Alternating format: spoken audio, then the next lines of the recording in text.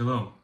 When we talk about dates on the Jewish calendar, so certain dates are imbued with Kedusha, with sanctity by God Himself. Those are consistent of Rosh Hashanah and Yom Kippur, Sukkot, Pesach, and Shavuos. Those are Chagim, the Regalim, and the Yomim Noraim.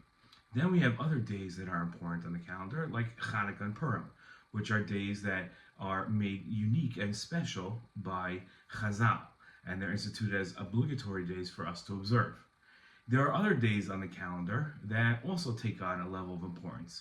For instance, Tisha B'Av and Shiva Savar Tammuz, the fasts that surround the destruction of the Beis HaMikdash and our exile out of Eretz Yisrael. Those days are special calendar dates.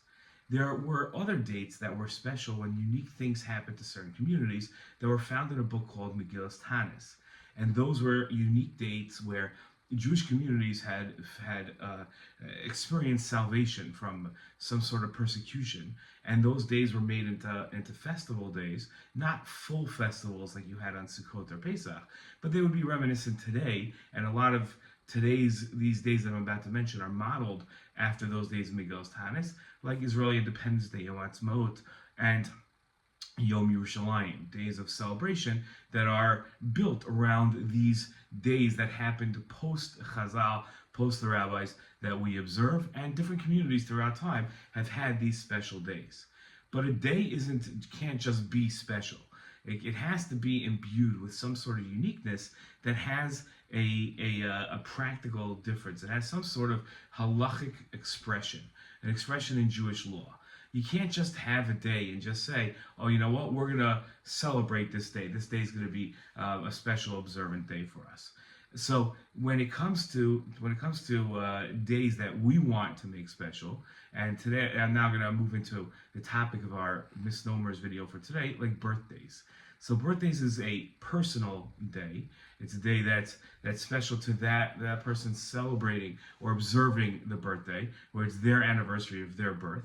But that day, traditionally within Chazal, or within the framework of the Torah, doesn't have an expression in Jewish law.